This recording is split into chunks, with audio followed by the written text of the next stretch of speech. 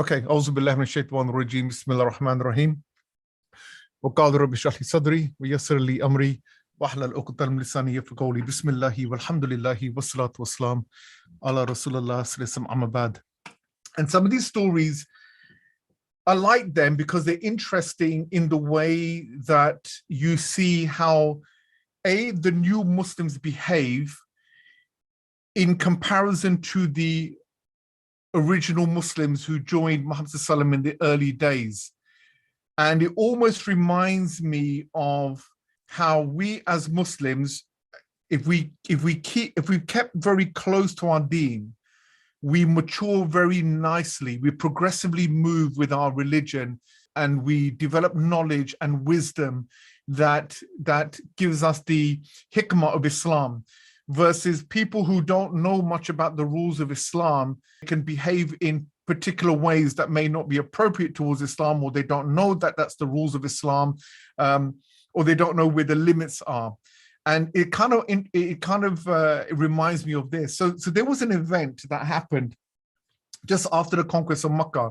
So if you look at the backdrop, now just imagine Muhammad ﷺ entered into Mecca. He's taken full control of the very city that he was kicked out of 13 years ago.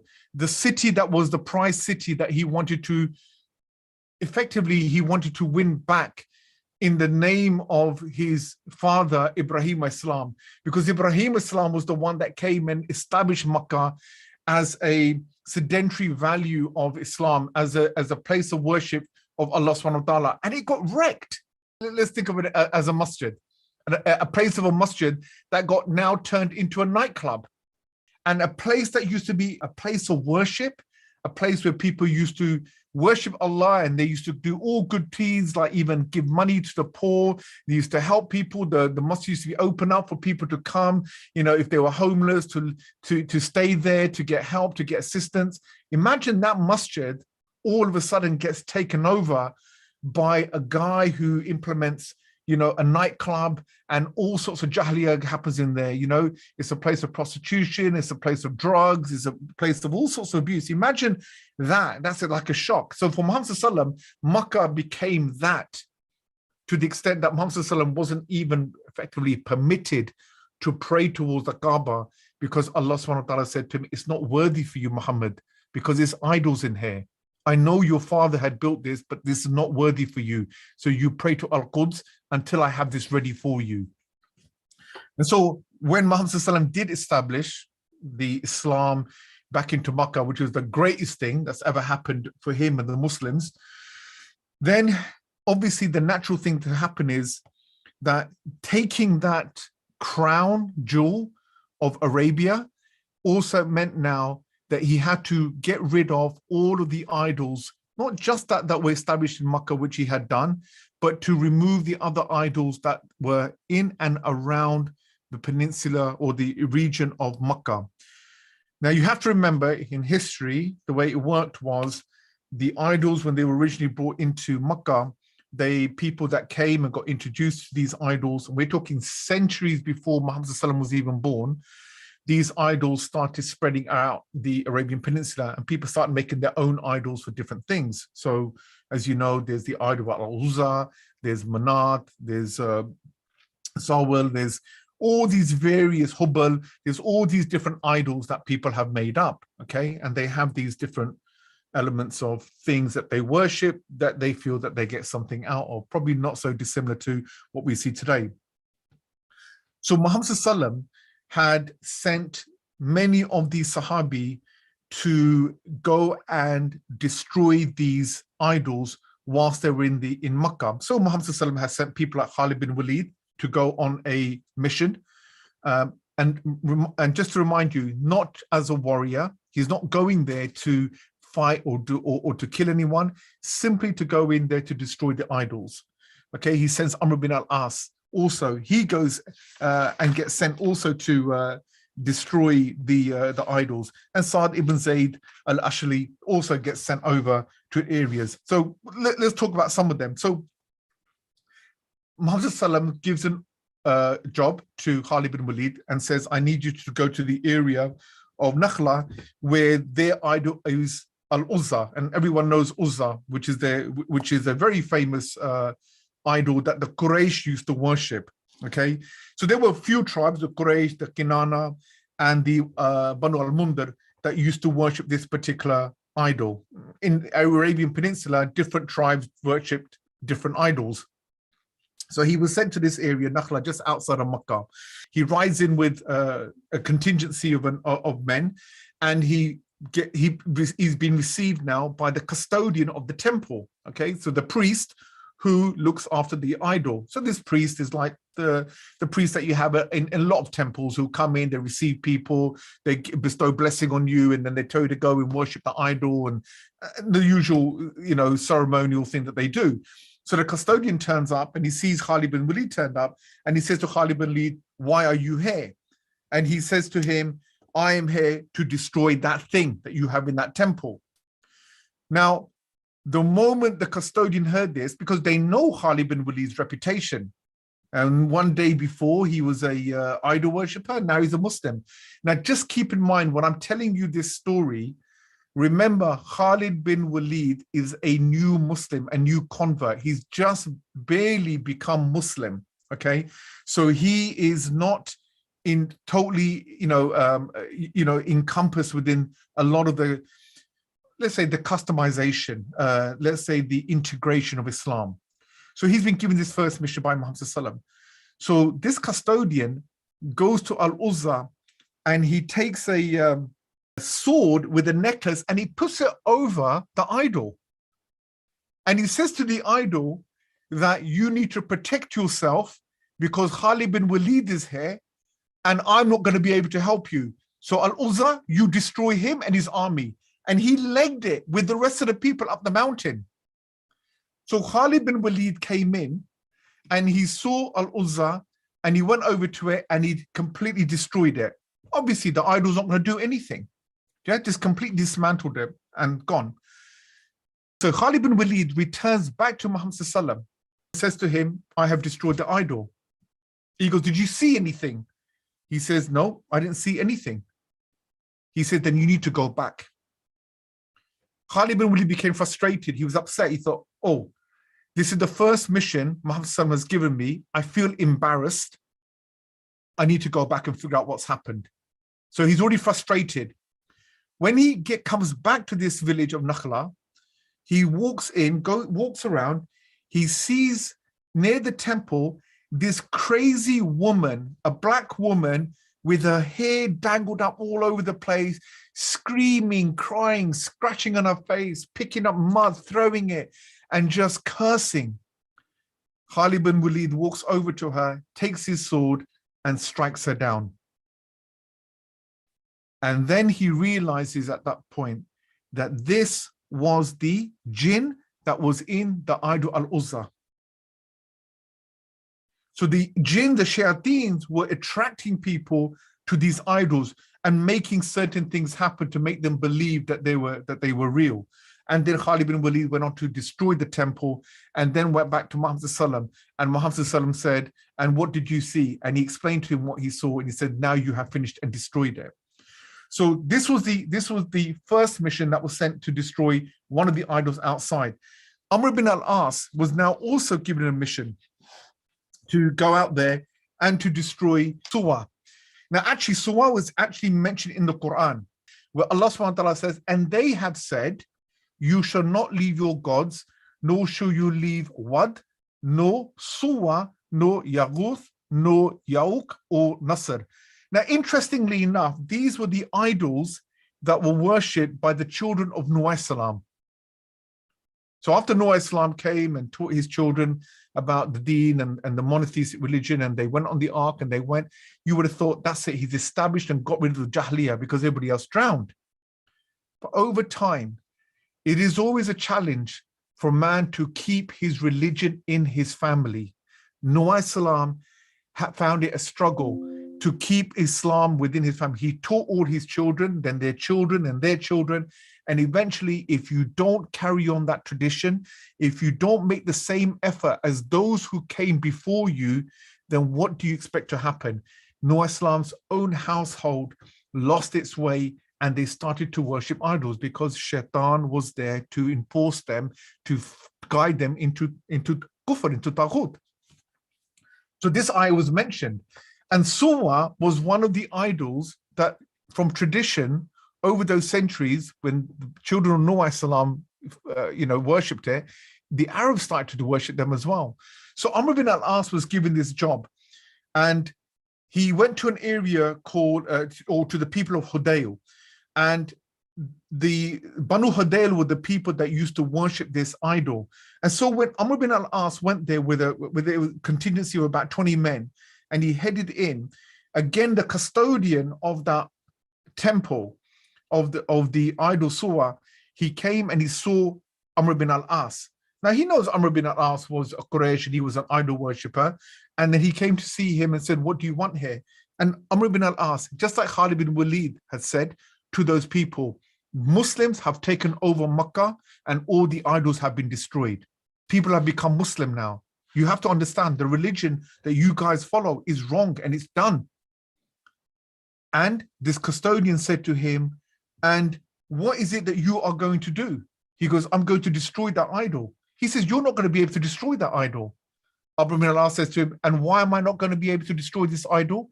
He said, "Because this idol Sawaa is going to prevent you from doing that." Amr bin al-As just shocked and just thought, how dumb is this conversation? And he said to him, "Well, I tell you what," he goes, it's unbelievable that in this moment in time, I'm standing here in front of you. Makkah has been taken over by Muhammad sallallahu alaihi wasallam. The idols have been destroyed. I'm telling you they've been destroyed, and you're telling me this God, the same gods in Makkah that could not prevent Muhammad sallallahu alaihi wasallam from destroying them, you're telling me that he's going to prevent me from destroying it. He said, "Get out of my way." The moment he pushed him out of his way, he made the custodian and the people there watch. He walked into the temple and he picked up this idol, and in front of the custodian, he started to break it into pieces. At that moment, that custodian's mouth just dropped. The priest's mouth that dropped, the people that are around watching, their mouth dropped. And they think, and you know, at that moment, you get a moment of clarity when you realize, what the hell's just happened? I have been worshiping this God, thinking that it is the thing that provides me with the sustenance of this world. I've been tiptoeing around it. I have been feeding it. I have been cleaning it. I've been washing it. And this man walks in, picks it by his head and his legs and snaps it in half. And it can't even defend itself. And Amr bin al-As had a very big smile on his face when he done it. And he said to the custodian, "And this is your God?" And at that moment, subhanallah, that's when the custodian says, "I indeed submit to the one God, Allah." All these years, I did not realize. And you know what? It sounds like a silly story, from the sense that you're thinking, well, I mean, the guy should have figured it out a long time ago. How many times do we follow Jahiliyyah? How many times do we follow the kufr? For such a long time, we follow idols and our own idols. I mean, we are our football stars, our singers, our rappers, our multimillionaire crypto, tycoons and so forth. And we think we want to become like them. And for so many years, we followed the way that they live their lives. We want to become like that. No, I mean, we imitate them. Our children imitate them in so many ways. We might like people for their ideas. But some of us, we take it to the extent we want to dress like them, we want to look like them, we want to behave like them. And then when they drop dead, or when they get caught for doing something which is illegal and they get shamed, and a documentary comes out that exposes their weakness and exposes the fallacy of this individual, the person who used to follow for so many years realizes, oh, I've been following an idiot. That didn't make any sense, what I've been doing. And that's what happens. In reality, we haven't woken up. We are like this custodian. And many of our children, many of the Muslim Ummah are like this custodian who used to think this idol was everything. And we haven't woken up to see this and understand what's happening. So this was another event that also occurred. And then Muhammad SAW had also sent Sa'd ibn Zayd al-Ashri to the area which is called Qanat, which is So if you imagine Makkah and Medina, and then to the west, you've got the Red Sea by the coast. So there is a town right there called, sorry, not Manaat, it's called Khalid. And in Khalid, they have the idol called Manaat.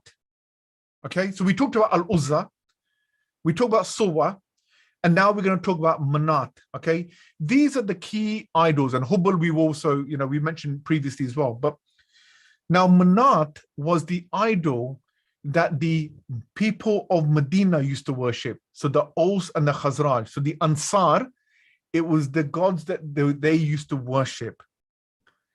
And what they used to do is that they used to travel from Medina before coming to Makkah for their Hajj. Now remember that even the Hajj ceremony, even prior to Muhammad's birth, Hajj was done because it was a practice of Ibrahim Islam.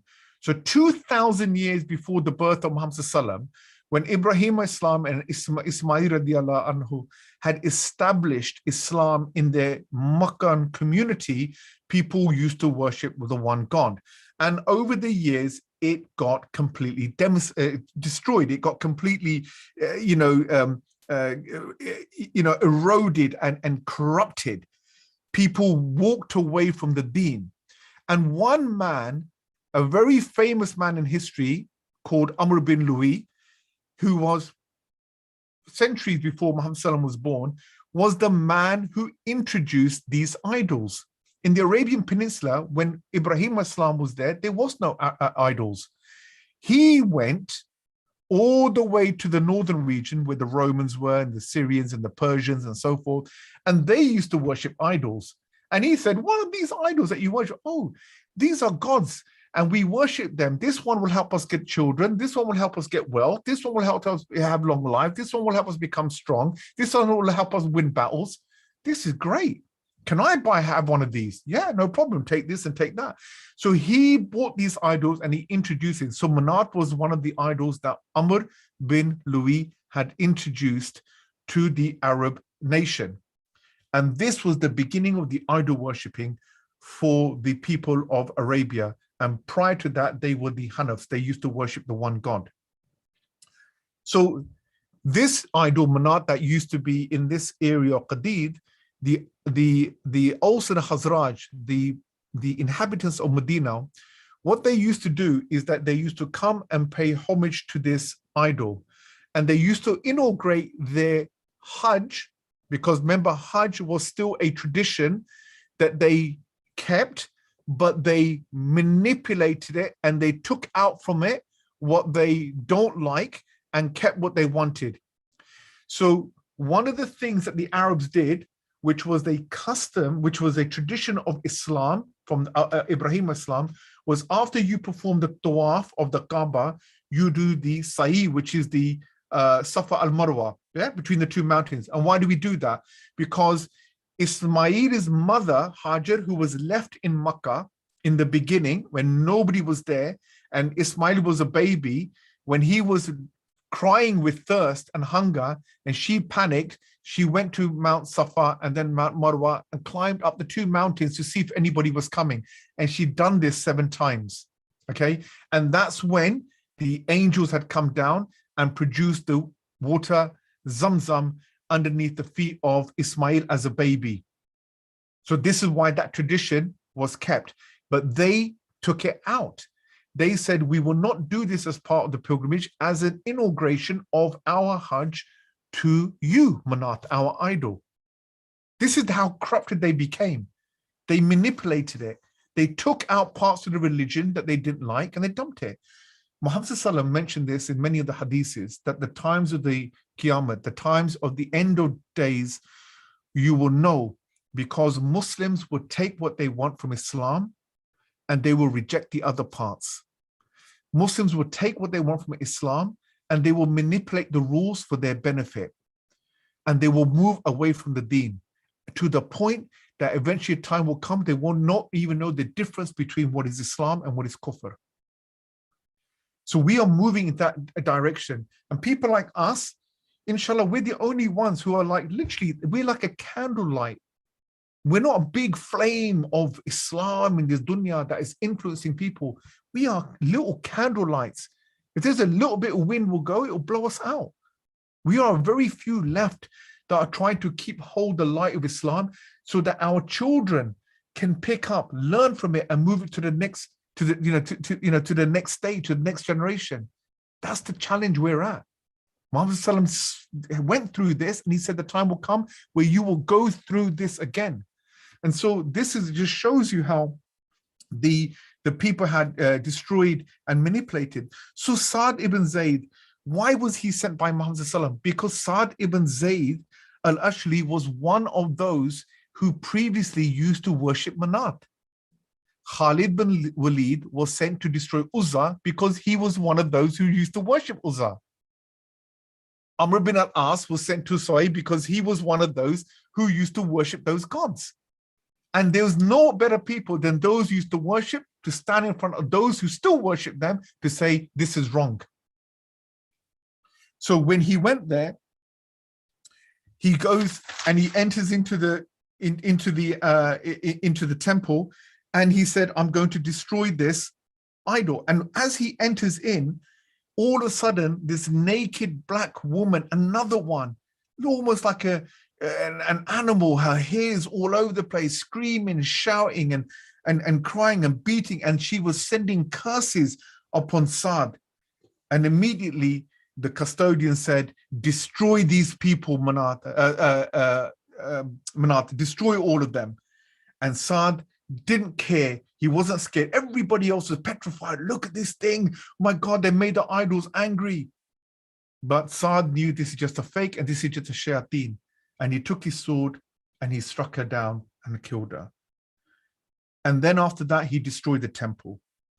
So you begin to see how the attitude and the behavior of the people watching it begin to realize when somebody comes there and destroys. Look, today we don't have necessarily idols that we go out and we destroy.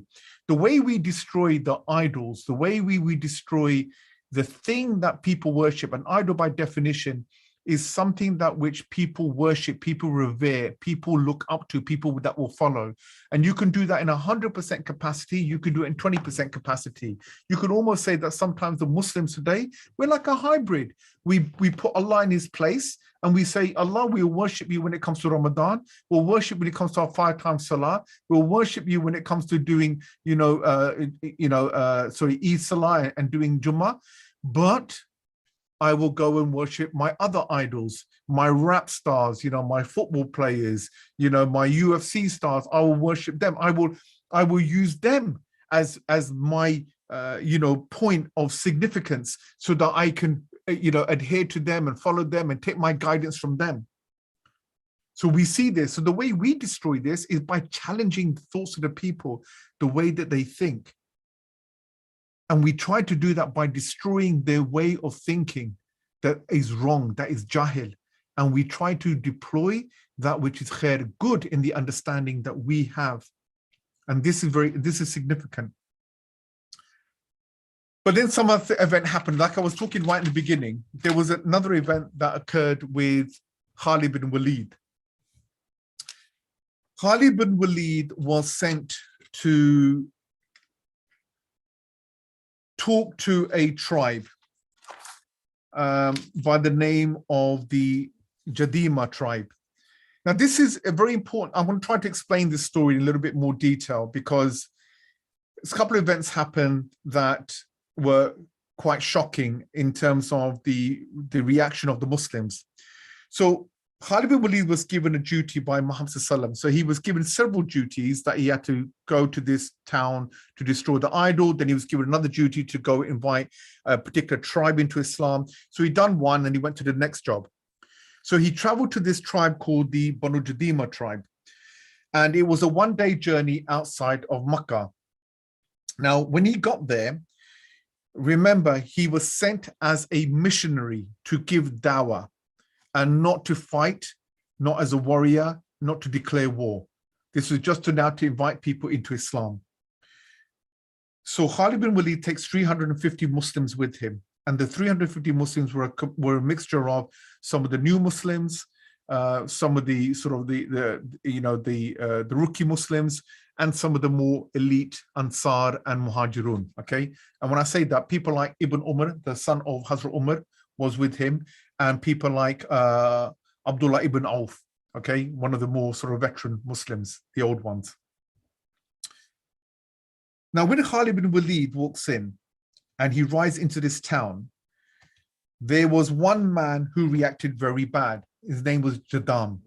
The moment he saw Khalid bin Walid ride in, he quickly shouted out to his people. He said, Khalid's turned up with his men.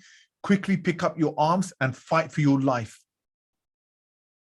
When Khalid bin Walid rode in and he heard this, he said, we have not come to fight anyone. I'm sorry. The people of Mecca have now become Muslim, and we are here to establish Islam with you people. Judhima says to the people, are you crazy? You know this man's history. If you listen to what he tells you, he will tie you up, he would take your goods, he would take your women, your children, and kill the rest of you. But some of those people, they already knew, people of Judhima tribe, they already knew that people have become Muslim, and they said, there's no point fighting him, calm down, put your weapons down. When they put their weapons down, they calmed down Judhima. Khalid bin Walid ordered the Muslims, just tie them up for now while I talk to them, just so that nobody behaves erratically or tries to kill anyone. So they tied them up. Something now happened in the whole conversation, okay? One hadith talks about the fact that when Khalid bin Walid had come in and they were talking about, inviting them to Islam. Now, if you remember in the early days, they used to refer to Muhammad sallallahu alaihi wasallam and the early Sahabi as, they give them a very derogatory remark about their religion. They refer to them as Sabians, right? As Sabah, right? As Sabians. It's a very derogatory mark about their religion, like you're a very outcasted, backward, weird religion. So when Khalid bin Walid had come in, and these people, they didn't know the language of the Quran in such a manner. They started to say sabana, sabana, as opposed to the word as-salamna. Okay. Now, as-salamna means we accept Islam, whereas the word sabana means we've changed our religion. We're changing our religion. Now, the problem is that you got new Muslims here from the Judhima tribe who don't know anything about Islam and what to say and how to say it. You got Khalid bin Walid, who's a rookie Muslim, and not in a disrespectful way, because he just literally became Muslim less than a month ago, okay? And he doesn't understand, hasn't had the culture of Islam and the knowledge yet, takes this very offensively and thinks to himself, well, these people are being very derogatory with us, and therefore I'm going to arrest all of them. And he gave each prisoner to one of the Muslim army men. When they held on to them, the next day, he ordered the Muslim army, kill your prisoners. So some of them listened to Khalid bin Walid and they started to kill. Ibn Umar, the son of Hazrat Umar, refused, and he argued back with Khalid bin Walid. He says, we are not going to kill them. That is not our mission. And that is why you're doing this. Because Ibn Umar and Abdullah ibn Auf, who understood what they understood what they were trying to say when they said sabana. They understood that what they actually meant, we become Muslim. Because they have already been around the block, they've already been spreading Islam to different tribes, and they understood that people didn't understand the terminologies correctly. So confusion happened, and Ibn Umar and Abdullah ibn Auf had a massive argument with Khalid bin Walid. Now, Khalid bin Walid gets head on head with Abdullah ibn Auf. Abdullah ibn Auf is one of the old or earlier Muslims at the time, when Muhammad became Muslim in Mecca. He was one of the early Muslims that converted. And this is the event, this is the conversation that happens between the two. This is the history of why the Judhima tribe had a problem with Khalid bin Walid. A long time ago, before the advent of Islam, and before I explain that, this is what Khalid bin Walid had said to Abdullah bin Auf. He said to him, Abdullah bin Auf, when he saw Khalid bin Walid do this, he said to him, you have behaved in Islam like the days of Jahiliyyah. You're supposed to be our leader on this campaign, and you have behaved as a Muslim as you are in the days of Jahiliyyah. Khalid bin Walid responded to him, and he said, but I only took revenge for your father, Abdullah ibn Auf. And Abdul Rahman bin Auf, he said, you're lying, Khalid. You know why? Because I already killed the murderer of my father. So they're talking about something, and now I'm going to explain to you what happened. Long time ago, Abdul Rahman bin Auf said to Khalid bin Walid, again, sorry, I've jumped the gun again. Abdul Rahman said to him, the reason why you killed them is because they killed your uncle, Faik, and you are taking revenge for him. You're not taking revenge for my father, you're taking revenge for your uncle. Now I'll explain the story. Long time ago, the uncle of Khalid bin Walid, Al-Faqih al-Mughira, went on a journey on a business trip to Yemen. It was Al-Faqih bin Mughira that went with him. It was Abdullah bin Auf himself and his father, and it was Hazrat Uthman and his father that went. Okay, so there was about 4 of them, and 5 of them. They traveled to Yemen on a business trip. When they finished and conducted their business, on their way back, they were bringing the possessions and the goods of a man from the Al-Judhim tribe. So there was a man from the Al-Judhim tribe that was already in Yemen who passed away. So they were doing the right thing by bringing all of his goods back so they can give it to his family, because they're the rightful owners of this man who's now passed away. So as they ride towards the Al-Judhim tribe, another man turns up just outside of the territory of the Al-Judhim tribe by the name of Khalid bin Unais. And so this man Khalid, when he sees them coming, he says, I see that you're bringing these goods. So his name was Khalid bin Hisham. He says, I see you bring these goods, give them to me, right? He was part of that extended family. They're mine, I'll take care of them. They disagreed. They said, no, we're not going to give it to you. We have responsibility to give it to his direct family. Khalid bin Hisham from the Judhim tribe did not like this. And then they got into a fight. And he killed the uncle of Khalid bin Walid. And then he also killed Abdullah bin Auf's father as well. At that point, Abdullah bin Auf was there, and he responded back, retaliated, and killed Khalid bin Hisham. The other 2, Hazrat Uthman, by the way, this is pre-Islam days, Hazrat Uthman and his father, they fled back to Mecca. When they went back to Mecca, they told the Quraysh what happened. The Quraysh prepared an army to attack the Al-Judham tribe. Al-Judham tribe found out that the Quraysh were now coming to retaliate because this man of theirs, Khalid bin Hisham, had killed 2 of the Quraysh. They said, we had nothing to do with it. This man acted on his own. We will return the 2 dead bodies and the goods back to you. Please do not fight us. Because the Quraysh were a very powerful army. And so that war got neutralized. But Khalid bin Walid always wanted to take exact revenge. So it wasn't quite, look, the history doesn't tell us he didn't what he felt. There's no doubt when you're a new Muslim, he sees this, you know, it is in the tradition of the Arabs. It is part of their blood for revenge. And when you come to an area where you're fighting people, the nature of them was, it's like if you get into a fight and there's 10 guys and there's 10 guys, you get one guy to come forward, the other guy will come and you fight. So 1-on-1 and that's it. Get them 2 to fight, represent your bunch of guys, you represent your bunch and you fight. Arabs don't fight like that.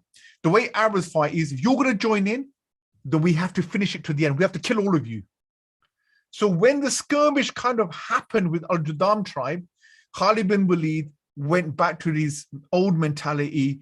Maybe he didn't understand the new ways of Islam, and they went and killed a majority of the people. And that's why Abdullah bin Auf had a problem with this and said, you acted in the days of Jahiliyyah. We don't do this anymore. And then it came out that from Khalid, but I took revenge for your father. So you're still holding this deep inside. Khalid, you need to forget this. News got back to Muhammad Sallallahu, and Muhammad Sallallahu was devastated by what had happened. He said to Hazrat Ali, take this money and go to the Judham tribe. I want you to personally apologize to every single one of them from me. We had nothing to do with this, and you will pay them the blood weight. Take all this gold and go to every household.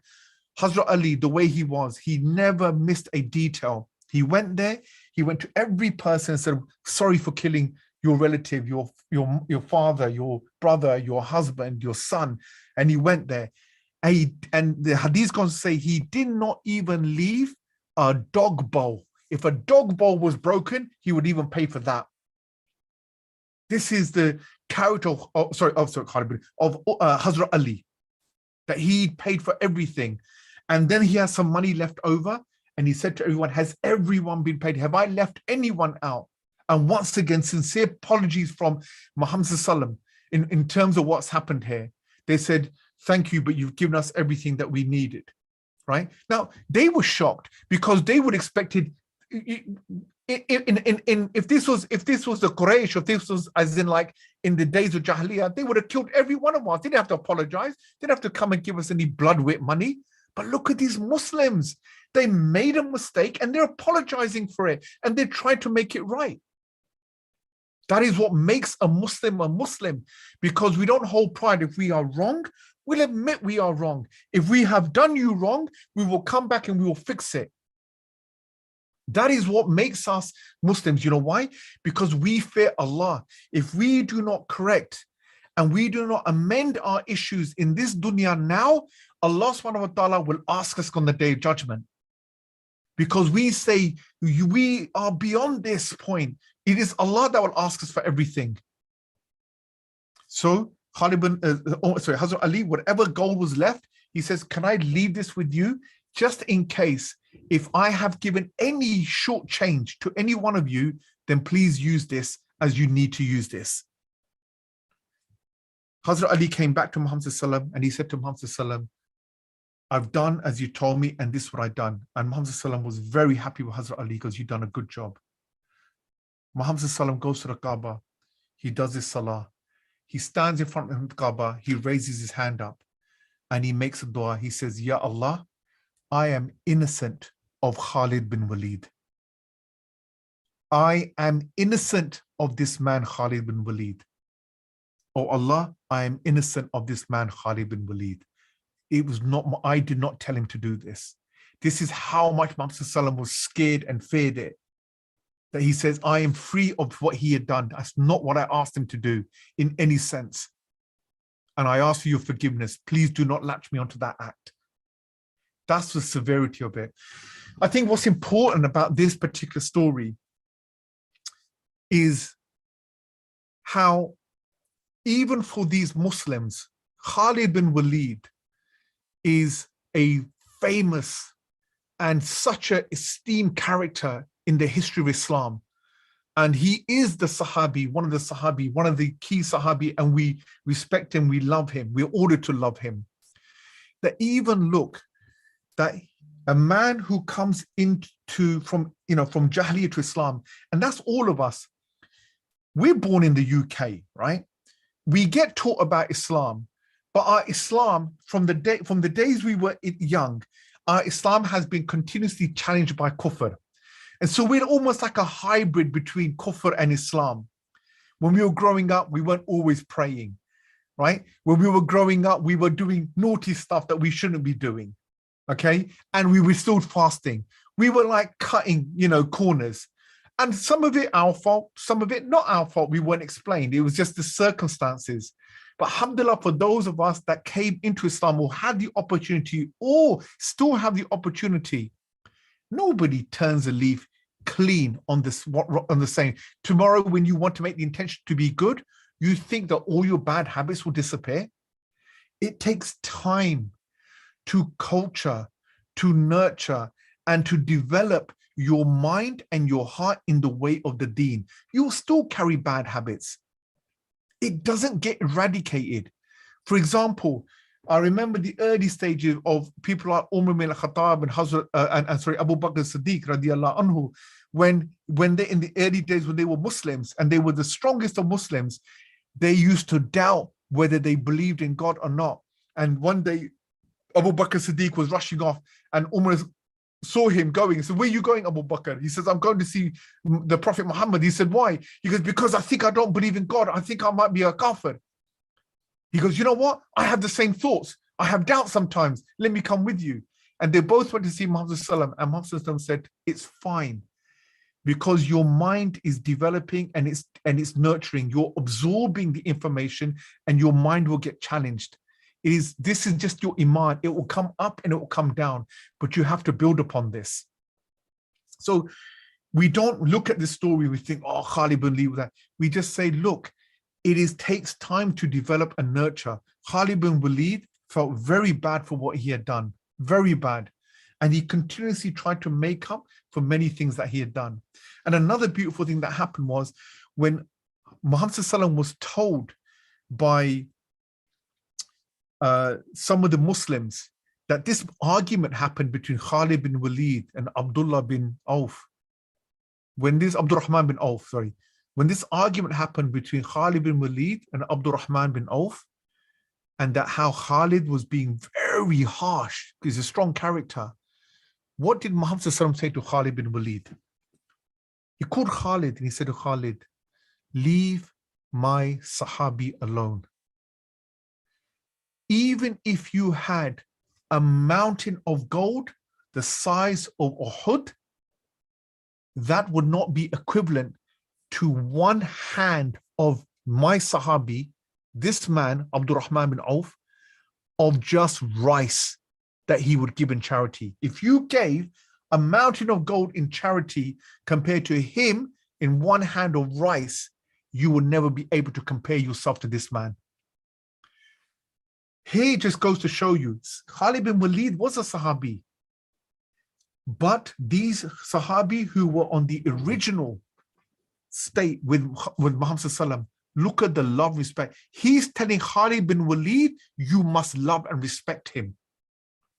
Don't you dare say a thing about him. And he is a Sahabi. What does that mean for us? So it just goes to show you the love and the affection that Muhammad had for these Sahabi, because you and me will never know. It's like, when you tell your kids about some of your really close friends who've been with you for 20 years, 30 years, and you say to your kids, "Oh, they're really good." The kids will never understand. Your children will never understand, why are they so? Why does my dad love and respect him so much? Because the experiences you've had with those friends of yours in the early stage, in the difficult times, in the good times when you needed people and half the people left you and you were left on your own and these people stood by you, that can never, ever be replaced. That can never be challenged. So for Muhammad Sallallahu, 13 years of da'wah and the whole world rejected him. The whole world rejected him. These Sahabis stood by him. I ask you, I pick you up and I say, Harun or Tahir or Nav, take your family, your wife and your children, and you go to the most unique place in the UK or anywhere in the world where they don't know about Islam, okay? And they're very aggressive about any other religion.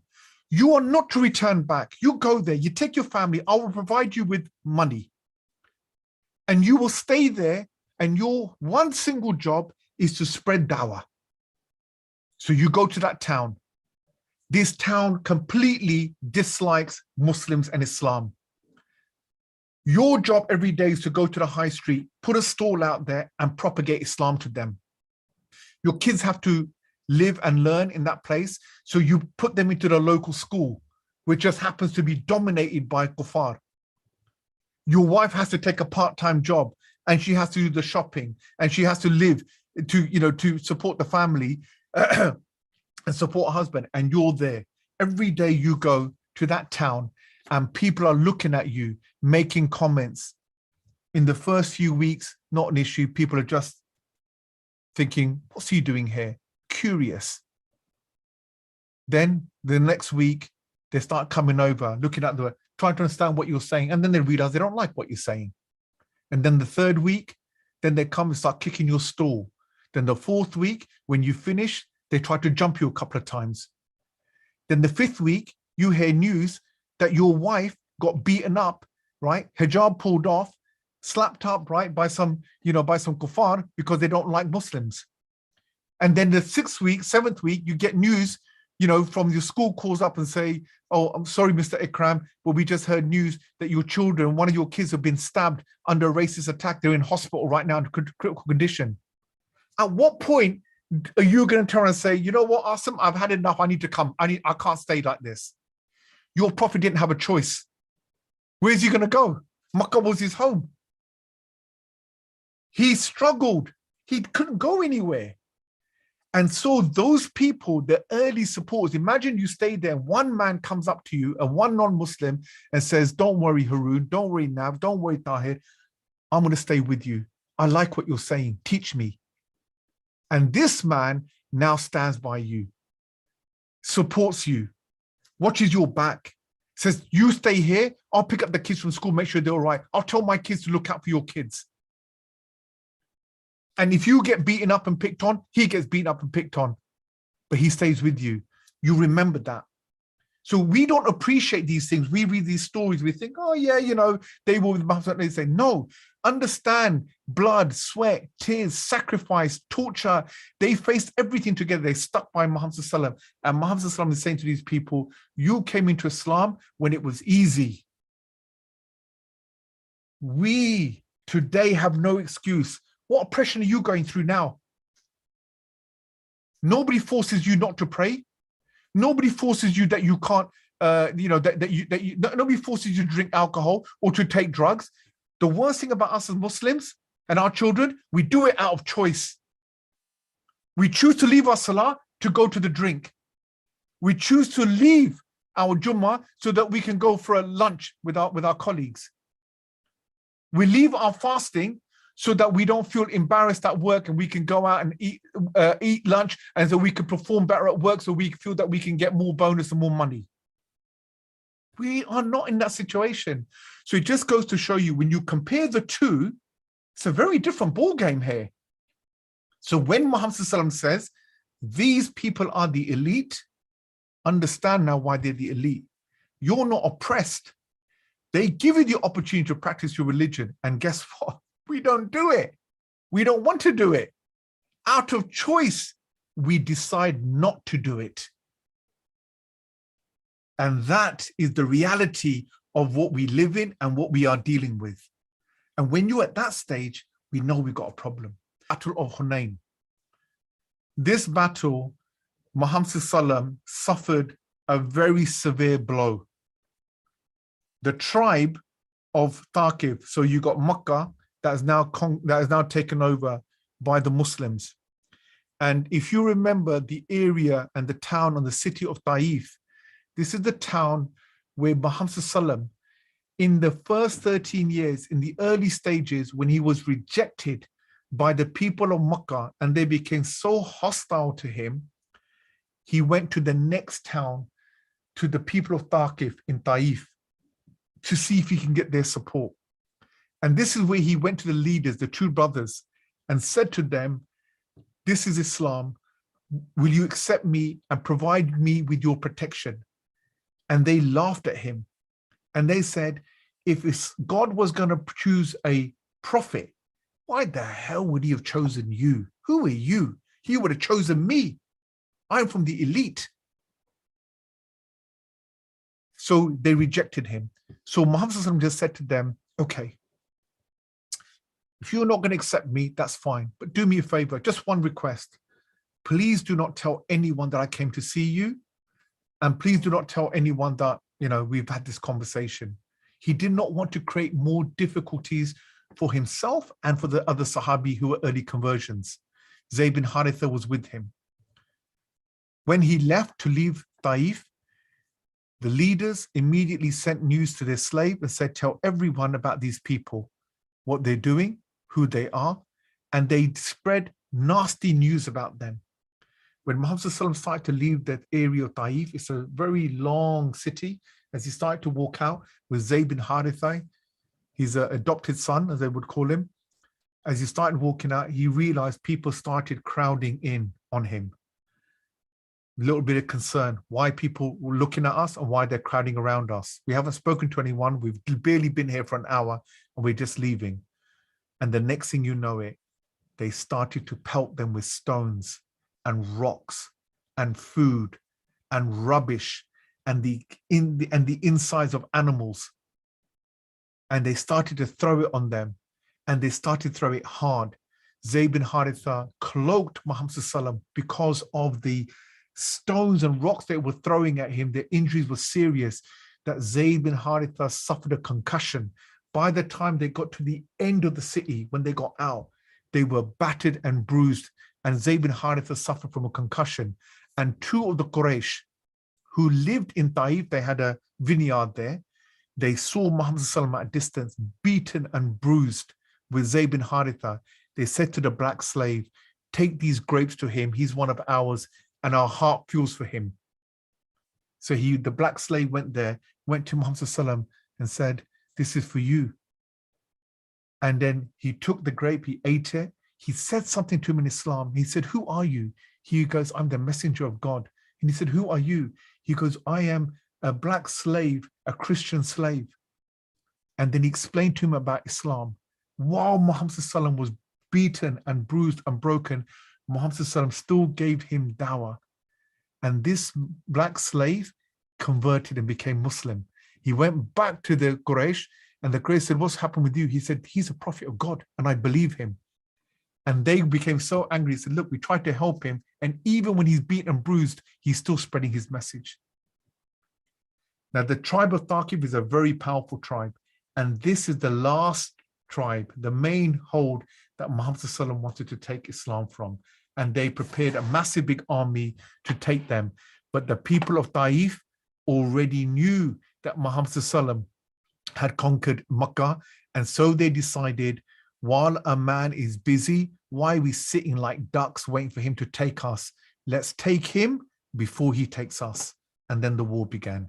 Jazakallah khair.